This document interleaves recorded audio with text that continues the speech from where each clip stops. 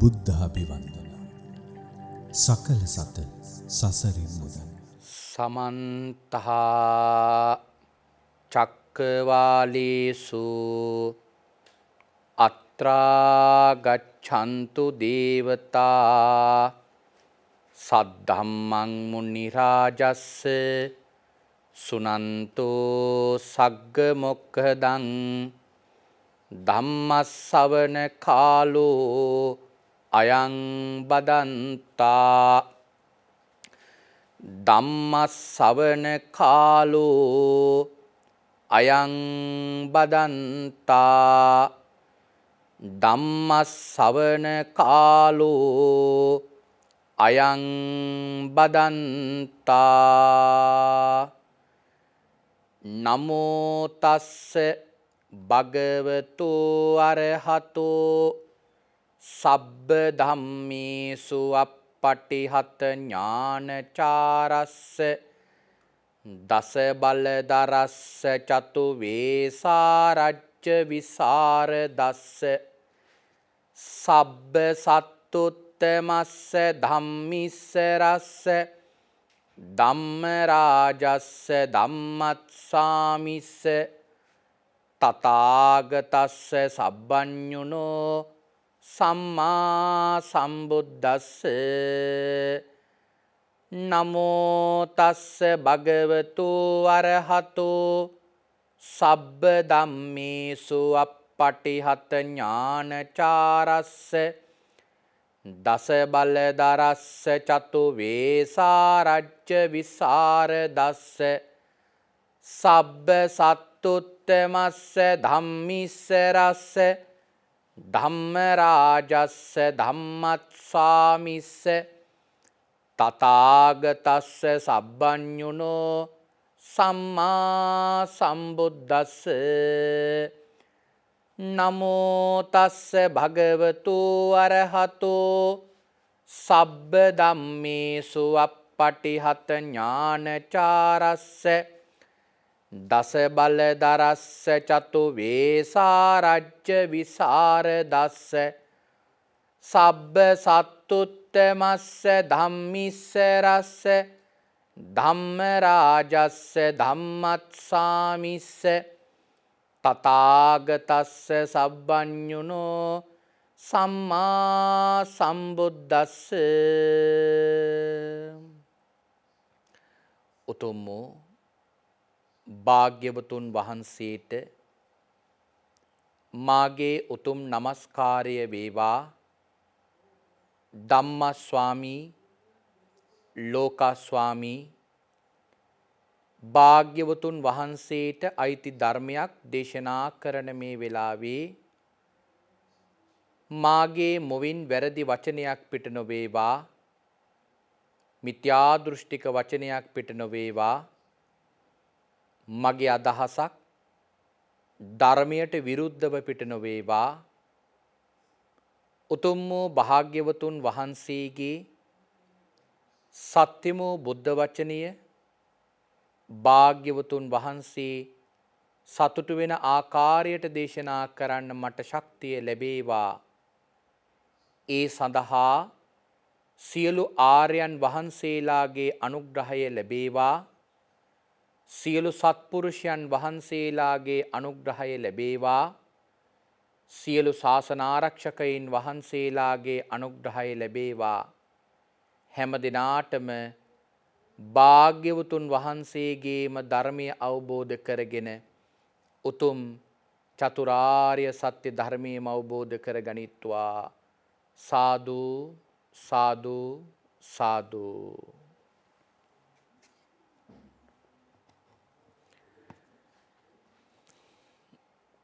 ධර්ම ශ්‍රවණාබිලාසී ශ්‍රද්ධා බුද්ධි සම්පන්න කාරුණික වාසනාවන්ත පින්වත්නි, අද මේ පින්වත් හැම දෙනාම මේ වෙලාවේදී බලාපොරොත්තු වන්නේ භාග්‍යවත් අරහත් සම්මා සම්බුදුරජාණන් වහන්සේ විසින් ඔබෙත් මගෙත් නිවන පිණිස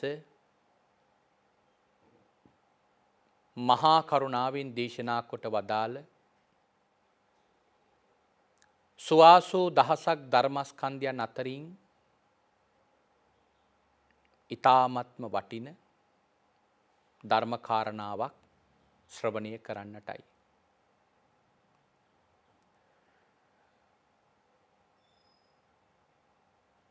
අද මේ ධර්ම දේශනාව තුළින් අපි ඊටාම වැදගත් කාරණාවක් දේශනා කරන්නට බලාපොරොත්තු වෙනවා. ධම්මපදෙහි සඳහන් ඊටාම වැදගත් ගාථා රත්නයක්. දුන්නි ගහස්ස ලහුනෝ යතහා කාම නිපාතිනෝ චිත්තස්ස දමතෝ සාධු චිත්තං දන්තං සුඛා වහන්ති. ධම්මපදෙහි චිත්ත වග්ගයට අයත් හරි අපූර්ව අර්ථයක් තියෙන ගාථා රත්නයක්.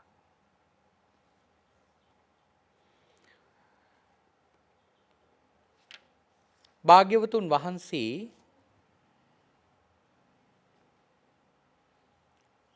මේ ගාථා රත්නය දේශනා කළේ එක්තරා භික්ෂුන් වහන්සේ නමකගේ සිතක් පිළිබඳව මූලික කරගෙන.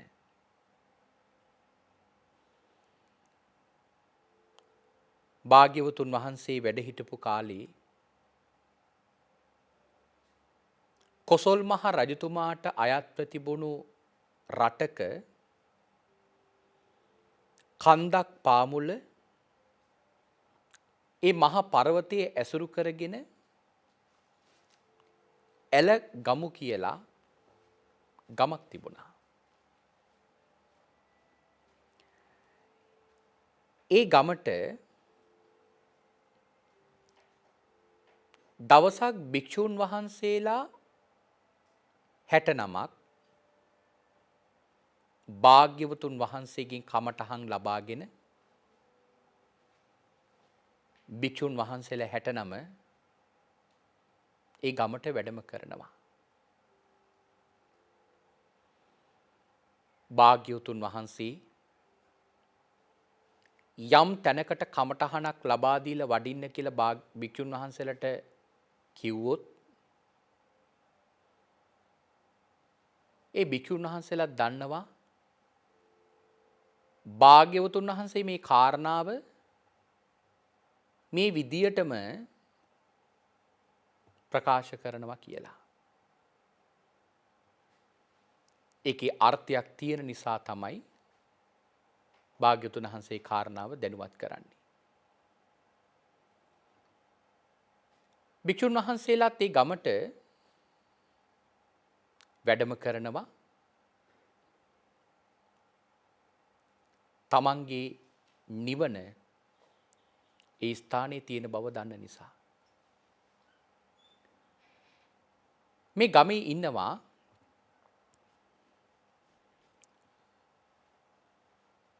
මාතික කියලා නමින්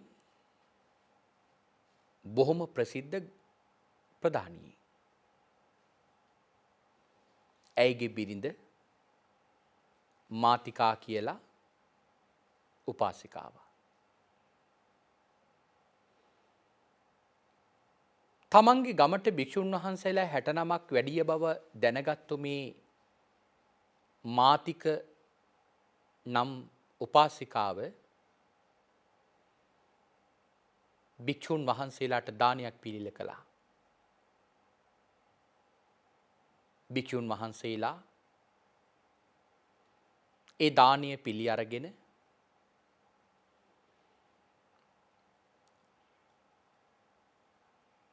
මිනිසුන් නැති ස්ථානයකට ගිහිල්ලා තමන්ගේ කමටහන වඩාලා මේ භවයේදීම සංසාරයෙන් නික්මෙන්නට වීරිය වඩනවා කියලා අදිෂ්ඨාන කරගෙන වැඩියා. නමුත් මාතික මාතා කල්පනා කරනවා මට බොහෝම වටින කාලයක් මේ උදා වුණේ. මේ භික්ෂුන් වහන්සේලා මේ ගමේ වැඩ හිටියොත් අපට මොනතරම් පින්කඩක් කරගන්න පුළුවන්ද? දන් දෙන්න පුළුවන්. උපස්ථාන කරන්න පුළුවන්. වන්දනාමාන කරන්න පුළුවන්. ධර්ම ශ්‍රවණය කරන්නට පුළුවන්. අපට මහත් භාග්යක් මෙවැනි වටිනා භික්ෂුන් වහන්සේලා වැඩ ඉඳීම.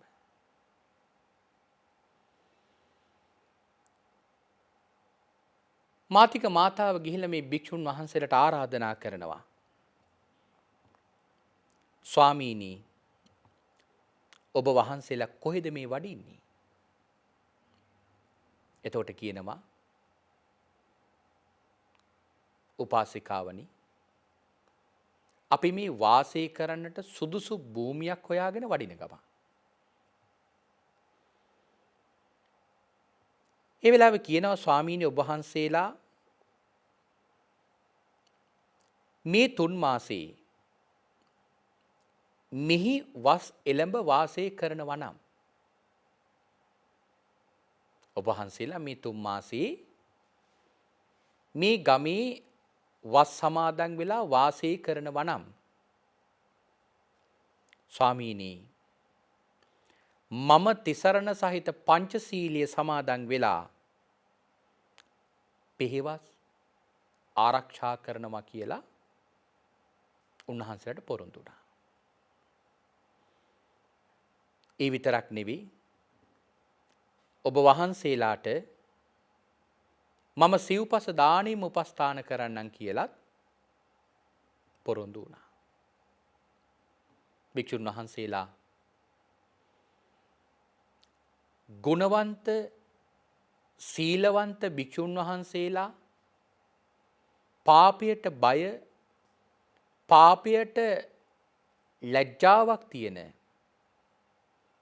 භික්ෂුන් වහන්සේලා පින්වත්නි හැම වෙලාවකම බලන්නේ තමන්ගේ දායකයාට තමන් කොච්චර උපකාර කරන්න ඕනද? තමන් මොන වගේ අනුග්‍රහයක් කළොත් ඒ දායකයාගේ සසරට ප්‍රයෝජනයක් වෙයිද? ගුණවතුන් වහන්සේලා බලන්නේ පින්වතුනි හැමදාම එතනයි. තමන්ට ලැබෙන ලාභ සත්කාරය, තමන්ට ලැබෙන ගෞරවය, තමන්ට ලැබෙන වරප්‍රසාද කවදාවත් ලජ්ජී භික්ෂුන් වහන්සේලා සලකන්නේ නැහැ. දායකයට මොන වගේ අනුග්‍රහයක් තමන් නිසා ලැබෙනවද කියලා හිතුවොත් අන්න එතනට ඒ සිල්වතුන් වහන්සේලා, ගුණවතුන් වහන්සේලා, එවන් ආර්යයන් වහන්සේලා ඒ කාන්තේම පින්වත්නි අනුග්‍රහ කරනවා. භික්ෂුන් වහන්සේලා බලනවා අපි මෙහි වස් සමාදන් වුණොත් මේ උපාසිකාවට මහත් ප්‍රයෝජනයක්. ඇය පොරොන්දු වුණා පන්සිල් සමාදන් වෙනවා. තිසරණ සහිත තිසරණේ සරණ යනවා. ඒ විතරක් නෙවෙයි සිව්පසෙන් අපට උපස්ථානත් කරනවා. මේක මෑට ලොකු අනුග්‍රහයක්. ඒ නිසා ඇය ගැන හිතලා අපි එහෙනම් මෙහි වස් සමාදන් වෙමු. දැන් ඔන්න භික්ෂුන් වහන්සේලා ඒ විදිහට පොරොන්දු වුණා. ඒ වෙලාවේදී උපාසිකාව භික්ෂුන් වහන්සේලාට වැඩ වාසය කිරීමට සුදුසු විහාරයක් සකස් කළ ඉතාම කෙටි කාලයකින්. දැන් භික්ෂුන් වහන්සේලා එය බාරගෙන එහි වැඩ ඉඳගෙන අර පිරිසට අනුග්‍රහ කරගෙන දැන් වස් සමාදන් වුණා. 69 එකට එකතු වෙලා මෙන්න මෙහිම කතිකාවක් කරගන්නවා. එවත්නි අපි පමා නොවිය යුතුයි. පමා වීම අපට සුදුසු දෙයක් නෙමෙයි. පමා වීමට කාලයකුත් නෙවෙයි.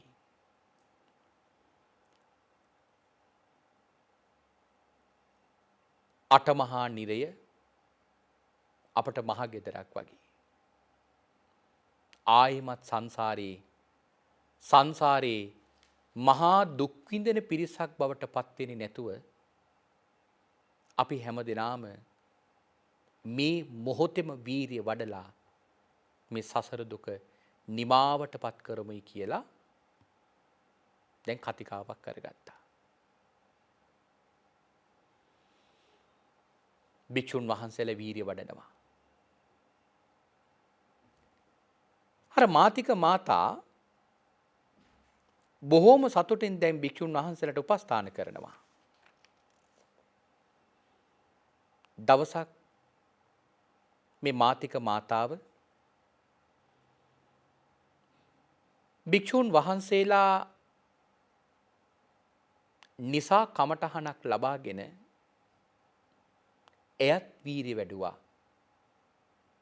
උන්වහන්සේලාගෙන් අවවාද අනුශාසනා ලැබුණා මේ සංසාරේ තිබෙන බය දකින්න. එය නිමිත්තක් කරගෙන ඇය කමටහනක් ලබාගෙන වීරිය වඩනවා. සංසාරේ බොහෝ කුසල ධර්ම වඩලා තිබිච්ච නිසා ඇයට කෙටි කාලයක් යන්නට කලින් සියලු අභිඥාවන් ලැබමින් උතුම් අනාගාමී ඵලයට මේ මාතික මාතාව පත් වුණා. දැන් මාතික මාතා අනාගාමීන් වහන්සේ නම.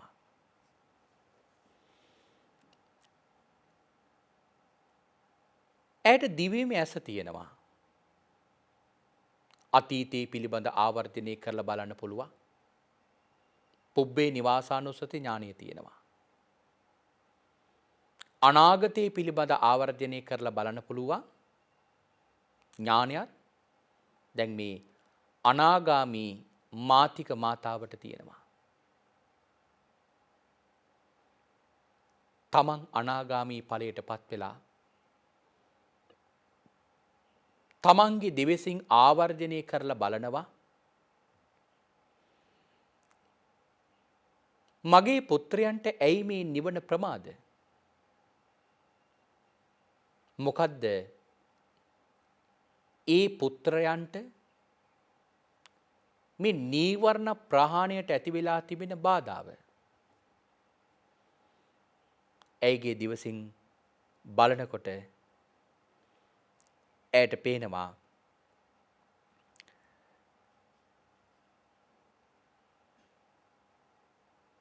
ආහාර පානවල ලැබෙන දානී ප්‍රනීත භවයේ අඩුපාඩුවක් තියෙනවා.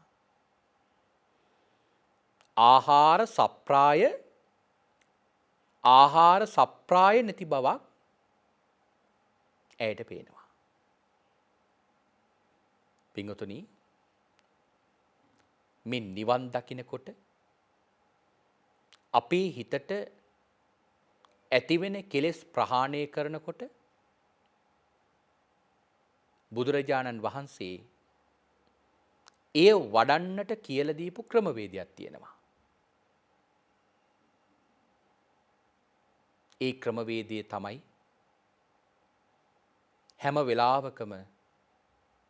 හැම වෙලාවකම පින්වතුනි අපි මෙනෙහි කරන්නට ඕන.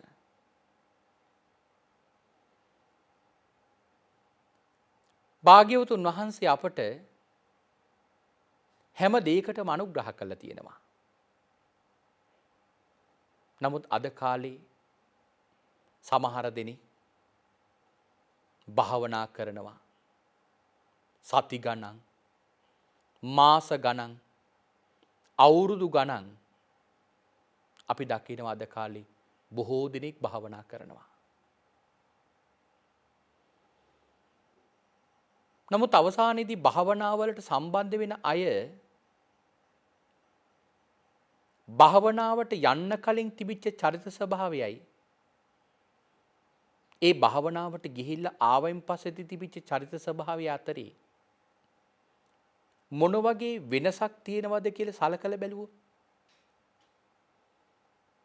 භාවනාවෙන් හිත දියුණු කර ගැනීම තබා පින්වත්නි තමන්ගේ තිබිච්ච කෙලෙස් ටිකවත් යම් මට්ටමකටවත් අඩු කරගෙන නැහැ කියලා හිතෙන්නේ. නමුත් සමහර දිනේ අපට මෙහිම ධානය වඩන්න පුළුවන්. අපට මේ වගේ ධාන මට්ටම් වලට සමවදින්න පුළුවන්. අද කාලේ කොච්චර අපිට අහන්න ලැබෙනවද?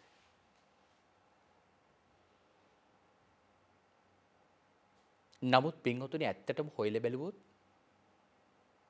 ඒ පිරිස භාවනා කරන්න දන්නෙත් නෑ ධාන වඩලත් නෑ. දැන් භාග්‍යවතුන් වහන්සේ දේශනා කරපු විදියට හතරවෙනි ධානයට සමවදින්නට පුළුවන් නම් ඒ හතරවෙනි ධානයට චතුත්ථ ධානයට සමවදිච්ච කෙනාට 이르දි ප්‍රතිහාරය පාන්න පුළුවන්. හතරවෙනි ධානයට සමවදින සමතයානික පුද්ගලයෙකුට තමන්ගේ ධාන ශක්තියෙන් 이르දි ප්‍රතිහාරය පාන්න පුළුවන්. නමුත් අද කාලේ සමහර දෙනෙක් කියනවා මට මේ ධාන වලට සමවදින්න පුළුවන් කියලා. නමුත් කිසිම කෙනෙක් පින්වතුනි ප්‍රතිහාරයක් නම් පාලා නැහැ. ඇයි? යම් විටක ඔවුන්ට ප්‍රතිහාරයක් පාන්න හයි ශක්තියක් තිබුණා නම් අද කාලේ සමහර දෙනෙක් කරන දේවල් දිහා දැක්කම ඒකාන්තයෙන්ම ඔවුන් ඒ ප්‍රතිහාරය නොපා ඉන්නෙත් නැහැ.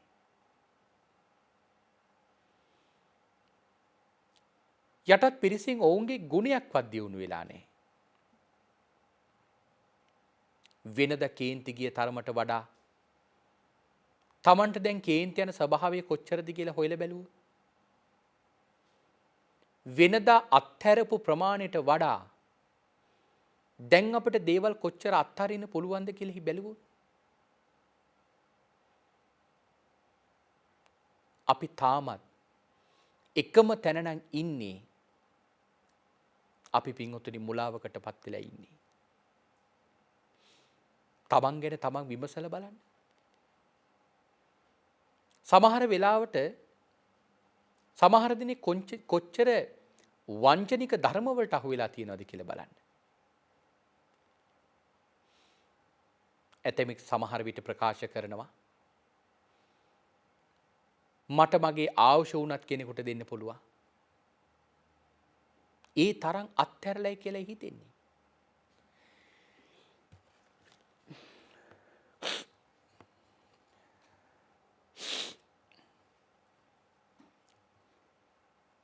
ඒ තරම් අත්හැරලයි කියලා හිතෙන්නේ.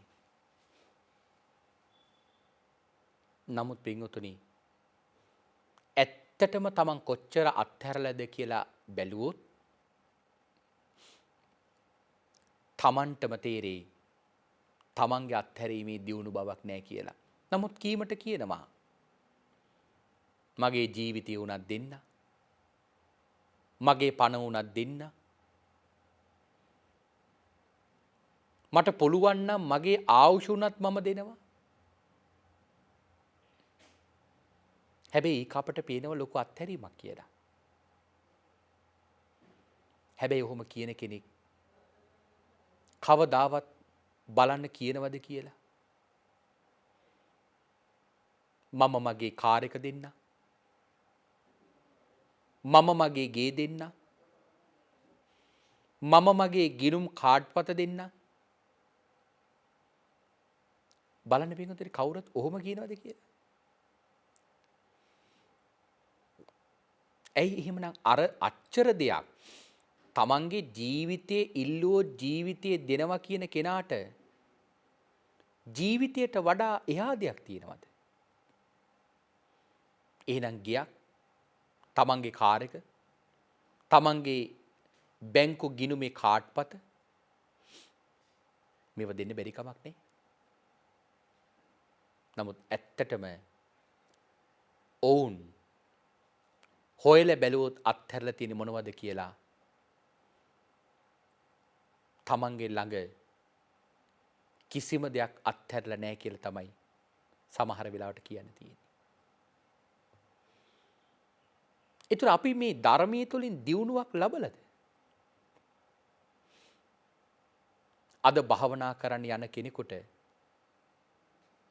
ඒ භාවනාවෙන් දියුණුවක් ලබන්නට බැරි වෙලා තියෙන පින්වත්නි මොකක් නිසාද?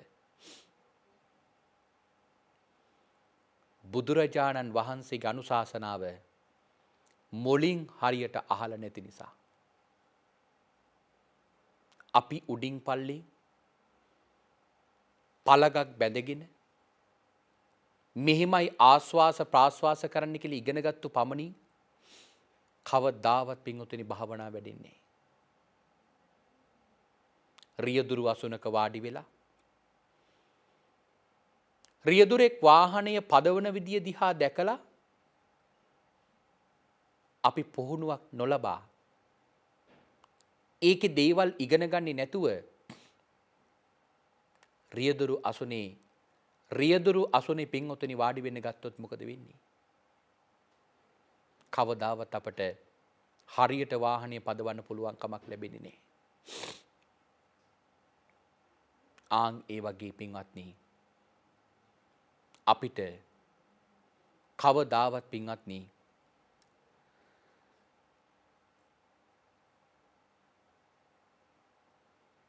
බුදුරජාණන් වහන්සේගේ ධර්මය හරියට ඉගෙන ගන්න නැතුව අපි කොච්චර භාවනා කළත් කොයි තරම් වීරිය වැඩුවත් අපට ඒ තුළින් දියුණුවක් ලබන්නට බෑ. දැන් මේ භික්ෂුන් වහන්සේලාගේ නිවන ප්‍රමාද වෙලා තියෙන මොකක් නිසාද? මේ ආහාර සප්‍රාය නැහැ. ගැළපෙන සුදුසු ආහාර උන්වහන්සේලාට ලැබෙන්නේ. ආනන්ද හාමුදුරුවෝ බුදුරජාණන් වහන්සේ ආනන්ද හාමුදුරුවන්ට දේශනා කරන පිරිනිවන් මංචකේ පින්කල ඔබ නොබෝ කලකින් රහත් වෙනවා කියලා. එතන නොබෝ කලකින් කියලා අදහස දැක්කුවේ බුදුහාමුදුරුවෝ පිරිනිවන් පාල ඉක්මනින් නෙමෙයි. වීරිය වඩන්න පටන් ගත්තොත් වැඩි වෙලාවක් යන කලින් නිවන් දකිනවා. නමුත් ආනන්ද හාමුදුරුවෝ 3 මාසයක් වීරිය වඩනවා නිවන් දකින්න බැරි වුණා. මොකක් නිසාද? භාවනාවක් කරන්නට කලින් තිබෙනවා මේ වස්තු කිරියතාවය කියලා කළ යුතු කාර්යයන් ටික. කෙනෙක් නියපොතු කපලා නැත්තම් නියපොතු ටික කපන්න ඕන. ඇඟ පිරිසුදු කරලා නැත්තම් ඇඟ පිරිසුදු කරගන්න ඕන. වස්ත්‍ර පිරිසුදු කරලා නැත්තම් වස්ත්‍ර පිරිසුදු කරගන්න ඕන. හිසට තෙල් දාන්න ඕන, ඇහැට තෙල් දාන්න ඕන. කිරි විරේකයක් කරගෙන ඉන්න ඕන. මේවා මේ දේවල් පින්වත්නි භාවනාවකට කලින් කළ යුතු දේවල් ටික. ආනන්ද හාමුදුරු කිරි විරේකී කරගෙන නැහැ. ඒ නිසා උන්වහන්සේට මාර්ගඵලයකට පත් වෙන්න බැරි වුණා. ආනන්ද හාමුදුරුවෝ භාග්‍යවතුන් වහන්සේගෙන අපහැදුනේ නෑ. භාග්‍යවතුන් වහන්සේ මේ දේ කිව්වට කො මට උනේ නෑ කියලා භාග්‍යවතුන් වහන්සේට වරද පටවන්න ගියේ නෑ.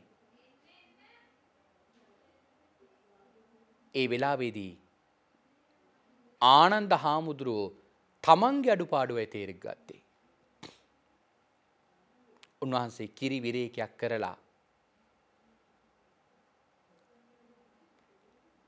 අවුරුදු 25කට පස්සේ ඇඳකට නැගලා හිස හිස කොට්ටෙන් තියන්න හදනකොටම සතර ඉරියව්වක්වත් නැති ඉරියව්වකින් උන්වහන්සේ අරහත් ඵලය ලබනවා. බුදුරජාණන් වහන්සේ දේශනා කරපු ක්‍රමයටම උන්වහන්සේ මාර්ගඵලය ලබනවා.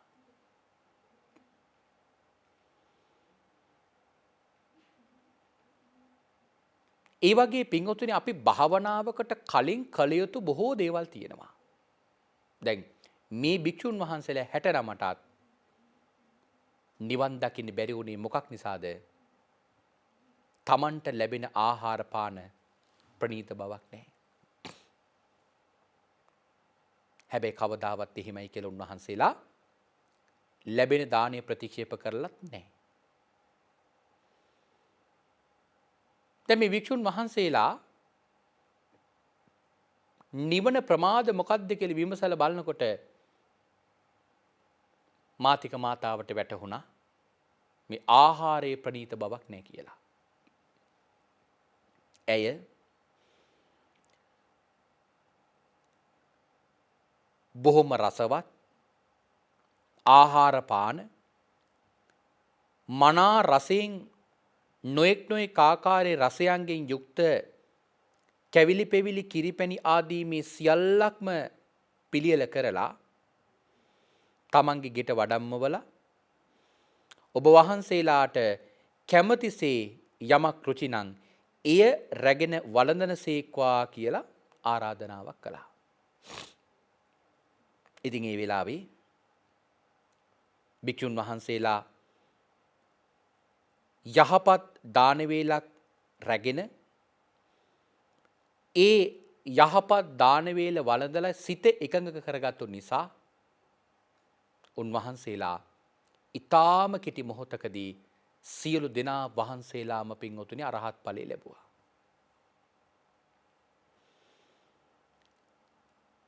මේ භික්ෂුන් වහන්සේලා 69 වස් කාලේ නිමා වෙලා භාග්‍යතුන් වහන්සේගේ ළඟට යනවා. භාග්‍යතුන් වහන්සේගේ ළඟට ගියපු මේ 69 මේ මාතික මාතාව නම් මේ මහා පුණ්‍යවන්ත උපාසිකාවකගේ ගුණ භාග්‍යතුන් වහන්සේට කියනවා. මේක අහගෙන හිටියා එතන හිටපු එක්තරා භික්ෂුන් වහන්සේ නම. උන්වහන්සේ මේ මාතික ගමේ තිබෙන පැහැදීම ගැන හිතලා බුදුරජාණන් වහන්සේගෙන් කමටහන් ලබාගෙන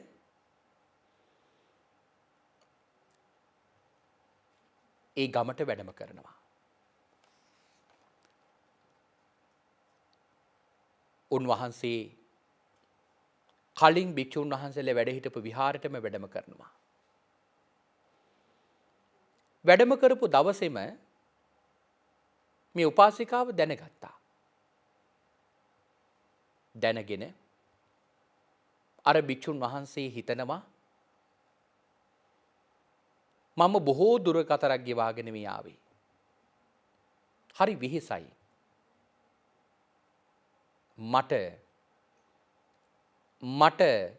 මේ වෙලාවේ විහාරය සුද්ධ පවිත්‍ර කරගන්න උපස්ථායකෙක් හිටියොත් හොඳයි කියලා හිතනකොටම දිව්‍ය ඇසින් දිව්‍ය කනින් මේ මාතික මාතාව එක දැක්කා.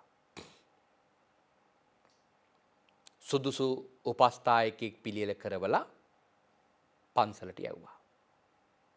ඒ භික්ෂුන් වහන්සේට හරි සතුටුයි ඒකට. ඊළඟ තවත් දවසක් හිතනවා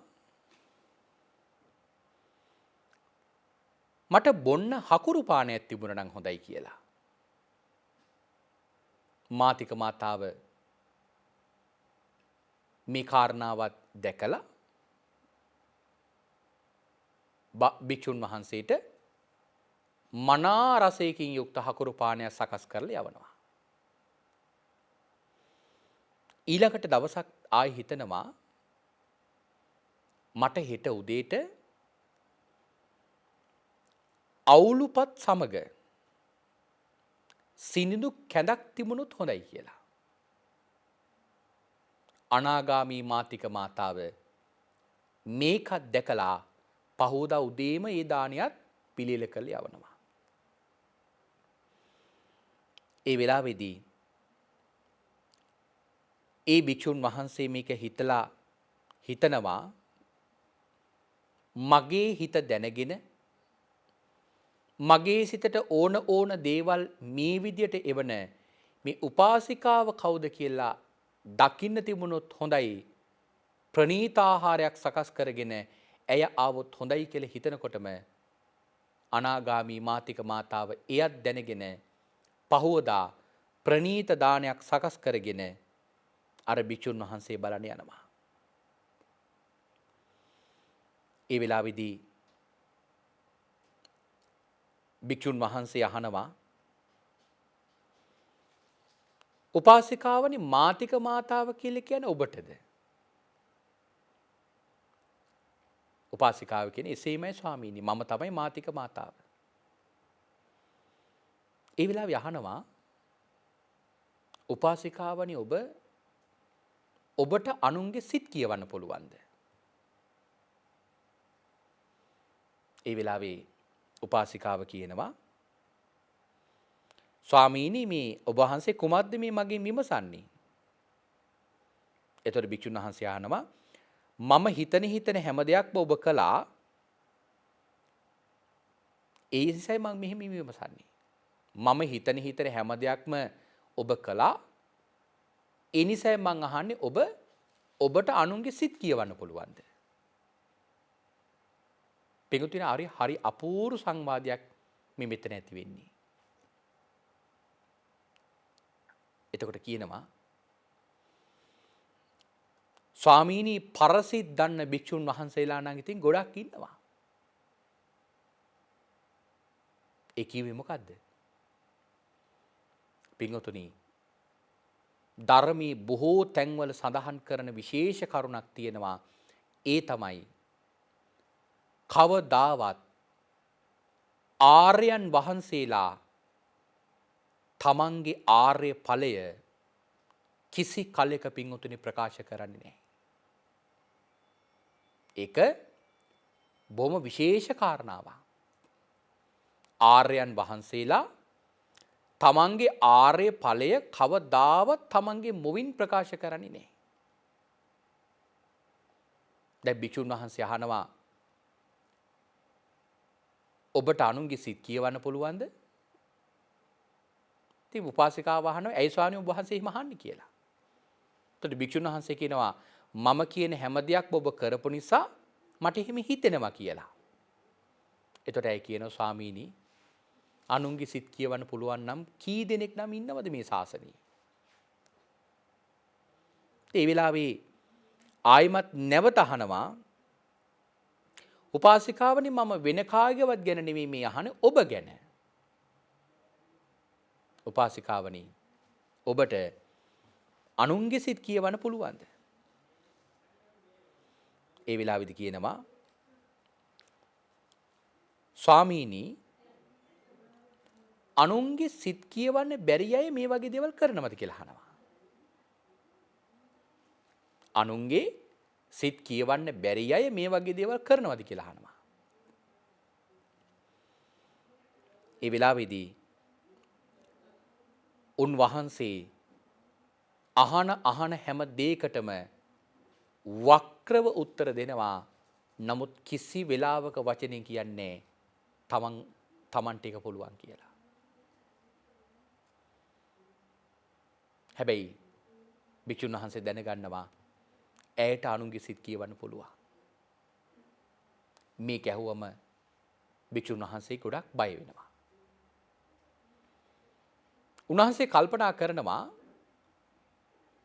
යම් හොරෙක් බඩු ටිකක් අරගෙන යනකොට හොරකම් කරපු බඩු ටිකත් එක්ක හොරා වහු වුණොත්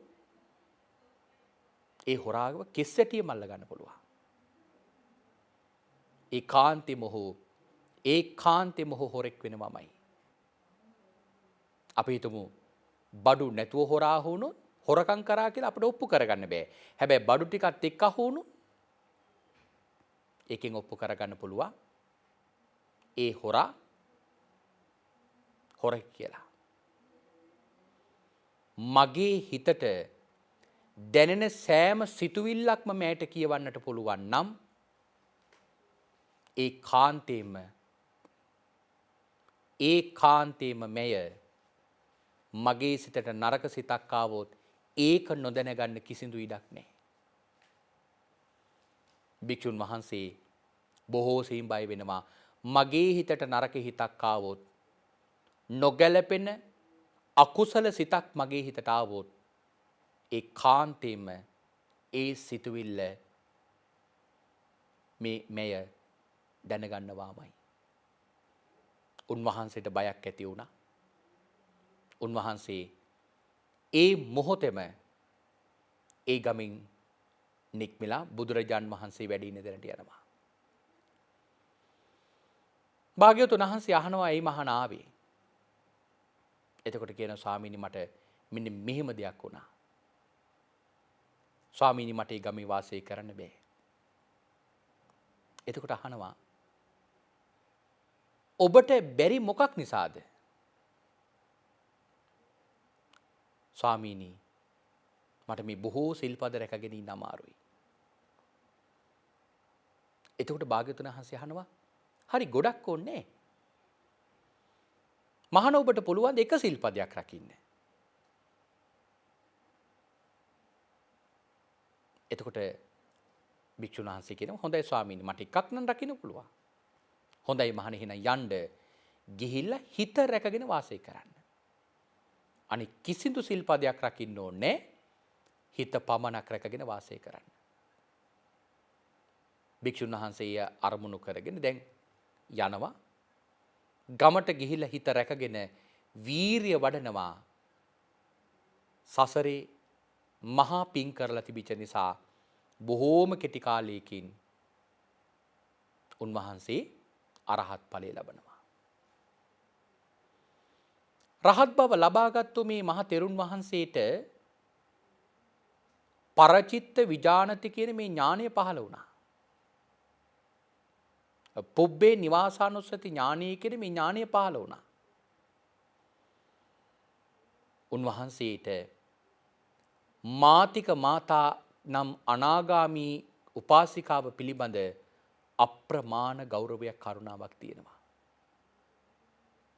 මේ තෙරුන් වහන්සේ ආවර්ජනය කරලා බලනවා මෙතෙන් පටන් පෙර සංසාර භවවලදී මේ මාතාව මට මේ වගේ මුදව් කරලා ඇති කියලා.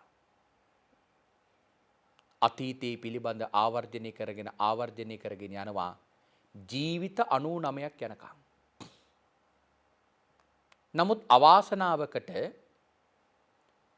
99 වෙනි ආත්ම භාවයේ මේ උපාසිකාව මේ භික්ෂුන් වහන්සේට බිරිඳක් වෙලා ඉඳලා. හැබැයි ඒ භවයේදී ඒ උපාසිකාව පරපුරුෂයන් සේවනය කරලා ඒ පරපුරුෂයන් ලවා මේ භික්ෂුන් වහන්සේව මරවල තියෙනවා. ඒ කියන්නේ ඒ භවයේ තමන්ගේ ස්වාමියව මරවල තියෙනවා. මාතික මාතාව බලනවා රහත් බව ලැබපු මේ භික්ෂුන් වහන්සේ මොකක් ගැනද බලන්නේ? ඇයගේ දිවසින් ඇයගේ පරසිට වලින් දැනගන්නවා භික්ෂුන් වහන්සේ දැන් මේ විලාවේ නතර වෙලා ඉන්නේ හිත පිළිබඳව. නමුත් ඇය තවත් එක භවයක් ආපස්සට බලනවා. 100 වෙනි භවය බලනකොට 100 වෙනි භවයේ ඇය ඒ භික්ෂුන් වහන්සේට ලොකු උපකාරයක් කරලා තියෙනවා. ඒ වෙලාවේදී මාතික මාතාව දිව්‍ය කණින් කියනවා ස්වාමීනි තවත් එක ආත්ම භාවයක් ආපස්සට වීරිය වඩලා බලන්න. 100 වෙනි ආත්ම භාවය බලනකොට එදත් ස්වාමී දියණියක් බිරිඳක් හැටියට ඇය ස්වාමියාට ඉඳලා තියෙනවා. ඒ වෙලාවේදී ඇය තමන්ගේ ස්වාමියාගේ ජීවිතය බේරගන්න තමන්ගේ ජීවිතය නැති කරගෙන තියෙනවා. තමන්ගේ ජීවිතය පූජා කරලා තියෙනවා. මෙන්න මේක මේ කාන්තාව දකිනවා. ඒ නිසා භික්ෂුන් වහන්සේ ආවර්ජනය කරලා 100 වෙනි භවය බලනකොට ඇය බොහෝ උපකාරයක් කරලා තියෙන බව දැනගත්තා. ඒකෙන් උන්වහන්සේ තවත් සතුටු වෙනවා. ඇයටත් පුණ්‍යානුමෝදනා කරලා නැවතත් බුදුරජාණන් වහන්සේගේ ළඟට වඩිනවා. භාග්‍යවතුන් වහන්සේගේ ළඟට ගිහිලා මේ මාතික මාතාව පිළිබඳ බොහෝ ගුණ වර්ණනා කරනවා. භාග්‍යවතුන් වහන්සේ මෙන්න මේ කාරණාව මූලික කරගෙන ඒ භික්ෂුන් වහන්සේට ධර්මයක් දේශනා කරනවා. භික්ෂුන් වහන්සේලාට ඒ වෙලාවේදී ප්‍රකාශ කරනවා දුන්නි ගහස්ස ලහුනෝ යථා කාම නිපාතිනෝ චිත්තස්ස දමතෝ සාදෝ චිත්තං දන්තං සුඛා වහං. දුන්නි ගහස්ස මේ සිතට නිගා කරනවා කියන එක කරන්න අපහසු දෙයක්. අපේ හිතට නිග්‍රහ කරනවා කියන එක කරන්න අමාරුම දෙයක්. සිත හැම වෙලාවකම පිංගුතුනි උඩඟුයි. උඩඟු සිතත් එක්ක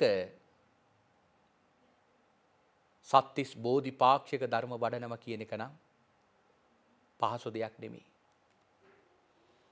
ඒ නිසා සිත කියලා කියන්නේ ලහුනෝ වහා ඉපදෙනවා වහා පවතිනවා වහා නැති වෙනවා. මිලින්ද රයිතුමා නාගසේන හාමුදුරන්ගෙන් අහනකොට කියනවා එක චිත්තක්ෂණයකදී මේ සිතක ඇතිවෙන චිත්තය සිතේ ස්වභාවය කොයිතරම් සිතුවිලි ඇති වෙනවද කියලා කිව්වොතින් විශාල් 150ක් අමුණු දෙතිස් බඹකුත් කියන මෙන්න මේ තරම් ප්‍රමාණී දහාන්‍ය ගොඩක් යම් තැනක තියෙනවා නම් ඊතරම් අසුරක් ගහන මොහොතකදී මේ සිතේ සිතුවිලි ඇති වෙලා පැවිතිලා නැති වෙලා යනවා. එතකොට හිතන සිතේ වේගය ඒ තරම් සිතේ වේගය වැඩි. ඒ නිසා මේ සිත යම් තැනක යම් අරමුණක් තියෙනවා නම් ඒ අරමුණට හිත වැටෙනවා. සමහර වෙලාවට සිත ඉල්ලන අරමුණ අපට